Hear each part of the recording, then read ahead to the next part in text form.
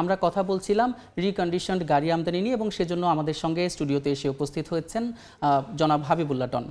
জনাব হাবিবুল্লাহ ডন, আবারও আমরা আলোচনায় ফিরছি। যেটা বলছিলাম যে গাড়ি আমদানি কমলে আসলে এর প্রভাব বাংলাদেশের কোথায় কোথায় পড়বে বা কোন কোন সেক্টরের মানুষের উপর পড়বে? দেখুন, গাড়ি আমদানি আমরা একটা বড় রাজস্ব দিই, বিশাল রাজস্ব খাত। দ্বিতীয়ত আমাদের সাথে যুক্ত আছে প্রায় লক্ষাধিক মানুষ, শোরুম, ডিলার যারা আছেন, ইম্পোর্টার আছেন, তার সাথে সাথে এটাকে ঘিরে ওয়ার্কশপগুলো চলছে। তারপরে যারা গাড়িতে বিভিন্ন রকম পার্টস ইম্পোর্ট করে তারা আছে জড়িত। তারপরে গাড়ি ডেকোরেশন করে তারা জড়িত আছে, প্রায় লক্ষাধিক লোক জড়িত আছে। এখান থেকে বিশাল একটা কিন্তু রাজস্ব পায় সরকার, প্রায় 5,000 কোটি টাকা মতো রাজস্ব সরকার পায় প্রতি বছর বলতে গেলে। তারপরে কিন্তু রেজিস্ট্রেশন আছে, রেজিস্ট্রেশন ফি পাচ্ছে। একটা গাড়ি কিন্তু রেজিস্ট্রেশনের পরে এটাকে যতক্ষণ ধ্বংস না হয় ততক্ষণ পর্যন্ত কিন্তু সরকার কিন্তু এটার থেকে ট্যাক্স টোকেন, ফিটনেস বিভিন্ন রকম টাকা পাইয়ে থাকে। তা আমি মনে করি এই একটা বড় সেক্টর, সেখানে আমরা ঢুকছি। আপনার রিপোর্টে আপনি দেখেছেন যে বিক্রি একেবারেই খারাপ। তার পাশাপাশি আপনার যে ব্যাংকের ইন্টারেস্ট সেটা কিন্তু দেখুন কোথায় সিঙ্গেল ডিজিট ছিল, এখন 14.5 থেকে 15% ব্যাংকের ইন্টারেস্ট। ভেরি ডিফিকাল্ট একটা গাড়িতে প্রফিট করে ব্যাংকের ইন্টারেস্ট দিয়ে সারভাইভ করা এখনকার সময় খুবই ডিফিকাল্ট, বাট কিছু করার নেই। কারণ আমরা যারা এই ব্যবসাটা শিখেছি আমরা বন্ধ করে কোথায় যাব? সো আমরা আশা করি সরকার যদি কিছু নীতিমালাগুলো ঠিক করে, ইম্পোর্ট পলিসিতে যদি একটু সহায়তা দেন আমাদেরকে, এটা একটা। কেন আপনি দেখেছেন আমাদের সভাপতি জনাব আব্দুল হক সাহেব বলেছেন যে সেখানে যদি এখন যে আমদানি হচ্ছে 5 বছর পুরাতন গাড়ি, সেটাকে 8 বছর প্রাইভেট কার এবং কমার্শিয়াল গাড়িগুলো যদি 10 বছর করা হয় তাহলে কিন্তু গাড়িগুলো আসবে। আমি আবারও বলছি, 10 বছর পুরাতন একটা রিকন্ডিশন জাপানিজ কার রেজিস্ট্রেশনের পরেও অনায়াসে 20টা বছর চলে।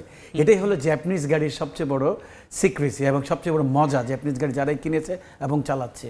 সো আমরা আরেকটা কথা আপনাকে বলে রাখি যে গত ডিসেম্বরে আমাদেরকে বাংলাদেশ ব্যাংক থেকে, বাংলাদেশ ব্যাংকের মাননীয় গভর্নর অনেক বড় একটা সহায়তা করেছে। আমি মনে করি যারা ক্রেতা সাধারণদেরকে, it's a good relief for the যারা ক্রেতা আছেন তাদের জন্য। তার কারণ হলো যে আগে গাড়ি কিনতে গেলে মাত্র 40 লক্ষ টাকা লোন পেতেন একজন মানুষের, এখন এটাকে 60 লক্ষ টাকা, 20 লক্ষ টাকা উন্নত করেছে। এবং আগে ব্যাংক 50% ব্যাংক ফিন্যান্স করতো, ক্রেতা 50% একটা গাড়িতে। এখন এটা বাড়ানো হয়েছে, তেলের গাড়িতে 60% ব্যাংক দিবে এবং ক্রেতা দিবে 40% রেশিও। এবং যদি কেউ হাইব্রিড কিংবা ইলেকট্রিক গাড়ি কিনে ব্যাংক প্রায় 70% কিন্তু এটাকে ফাইন্যান্স করবে আর ক্রেতা দেবে মাত্র 30%। তো আমি মনে করি ইটস এ বিগ রিলিফ। আমি মনে করি এরকম যদি একটা ব্যাপার হচ্ছে এই যে শুল্ক কমানোর দাবি কেন আপনারা করছেন, যে বলছেন যে একদিকে ব্যাংকে তারা বেশি ঋণ দিচ্ছে, তারপরে শুল্ক কমানোর দাবিটা কেন আসছে? একেবারে খুবই যুক্তিযুক্ত। তার কারণ হলো আমি একটু আগে আপনার বক্তব্যে বলেছি যে আমরা তো টোটাল ইম্পোর্ট বেস সেক্টরটা, তা আপনি দেখেছেন কোথায় 86 টাকা, কোথায় 125 টাকা, প্রায় 35 to 40% কিন্তু এই ডলারের কারণে, টাকার অবমূল্যায়ন কারণে কিন্তু গাড়ির দাম বেড়ে গেছে। এখন যদি শুল্ক না কমায় তাহলে অবভিয়াসলি এটা তো ক্রেতা সাধারণের বাইরে চলে যাবে। একটু আগেও বলছিলাম যে যেই গাড়ি আমরা বিক্রি করতাম 16.5 লক্ষ টাকা, সর্বনিম্ন যেই গাড়ির রেটটা সেটা এখন 26 লক্ষ টাকা। যদি শুল্ক কমানো হয় তাহলে অবশ্যই আমি মনে করি গাড়ি আমদানি বাড়বে, আর পাশাপাশি সরকারের কিন্তু রাজস্ব কমবে না।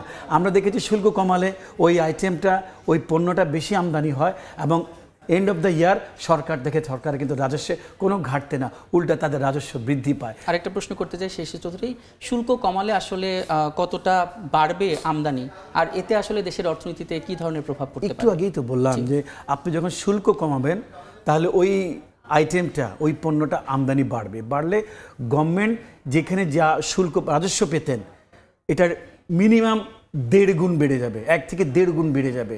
এটা একটা। দ্বিতীয়ত আমি মনে করি ক্রেতা সাধারণ, actually end of the day ক্রেতা, আপনি দেখতে হবে যে কাস্টমার। হয়তো আমরা যারা ব্যবসা করি আমাদের সংখ্যা কম, কিন্তু ক্রেতা তো লক্ষ লক্ষ কোটি কোটি ক্রেতা আছে, তাদের কিন্তু ক্রয় ক্ষমতার বাইরে যাবে না, তারা কিন্তু গাড়ি কিনতে পারবেন। আর আপনি দেখেন পাবলিক ট্রান্সপোর্ট নাই, একটা মানুষ করবে এটা কি? It's not available, public transport এখনও কিন্তু অ্যাভেলেবল না।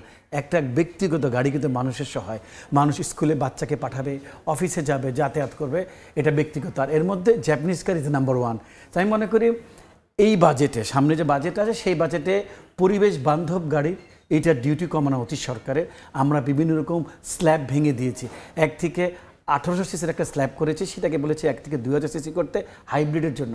2000 থেকে 3000 সিসি এরকম স্ল্যাব অনুযায়ী আমরা প্রস্তাব গতবারও করেছিলাম, এবারও আমরা প্রস্তাব করব। আশা করি যে পরিবেশ বান্ধব গাড়ি এবং ফসিল ফিউল গাড়ি এবং স্পেশাল যে মাইক্রোবাস গাড়িগুলো আছে, যেটাকে আমরা পাবলিক ট্রান্সপোর্টের একটা অল্টারনেট বলি, একটা গাড়িতে 11 থেকে 12 জন লোক কিন্তু যাতায়াত করতে পারে, সেইটা এখনো অনেক ডিউটি, সেটা ডিউটি কমানো উচিত। শেষ একটা প্রশ্ন, সেটা হচ্ছে আমরা কি রিকন্ডিশন গাড়ির দিকেই থাকবো নাকি অন্যদিকে ঝুঁকবো? দেখুন, প্রতিযোগিতা থাকবে, এখানে নতুন গাড়ি আছে, রিকন্ডিশন গাড়ি আছে, অনেকে আবার এখানে জয়েন্ট ভেঞ্চার করে এটা চেষ্টা করছে এটাকে উৎপাদনমুখী করার জন্য। ওয়েলকাম, আমরা সবাইকে ওয়েলকাম জানাই, কিন্তু আপনার ডিপেন্ড করে ক্রেতা সাধারণ মার্কেটে নতুন থাকবে, রিকগনিশন দেখবে, সব থাকবে। বাট আমি মনে করি পলিসি কিন্তু একটা হেলদি পলিসি হওয়া উচিত, এটা উইন উইন পলিসি হওয়া উচিত, কাউকে যেন স্পেশাল সাপোর্ট করা না হয়। তাহলে আমি মনে করি ক্রেতাদের চয়েস থাকবে, তারা whether they will go for a brand new or recondition. তাই মনে করি গত 40 বছর ধরে রিকন্ডিশন গাড়ি, স্পেশালি জাপানিজ রিকন্ডিশন গাড়ি বাংলাদেশের মানুষের আস্থায় আছে, এবং মানুষ রিকন্ডিশন গাড়ি কিনলে মাথায় রাখে এটা হ্যাসেল ফ্রি, কম ঝামেলা করে, এবং যখন বিক্রি করতে যাবে জাপানিজ রিকন্ডিশন গাড়ি এটা অনেক বড় তারা রিসেল পায়। সো আই থিঙ্ক শুধু পলিসিগত সাপোর্ট পেলে এই সেক্টর এবং যারা ক্রেতা সাধারণ আছে সুলভ মূল্যে উন্নত মানের ভালো গাড়ি কিনতে পারবেন। স্যার, আপনাকে অসংখ্য ধন্যবাদ এই সময়ের বাণিজ্যে আসার জন্য। আপনাকেও ধন্যবাদ। আমরা আলোচনা করছিলাম রিকন্ডিশন কার আমদানি নিয়ে, এবং সেজন্য আমাদের স্টুডিওতে এসে উপস্থিত ছিলেন জনাব হাবিবুল্লাহ টন।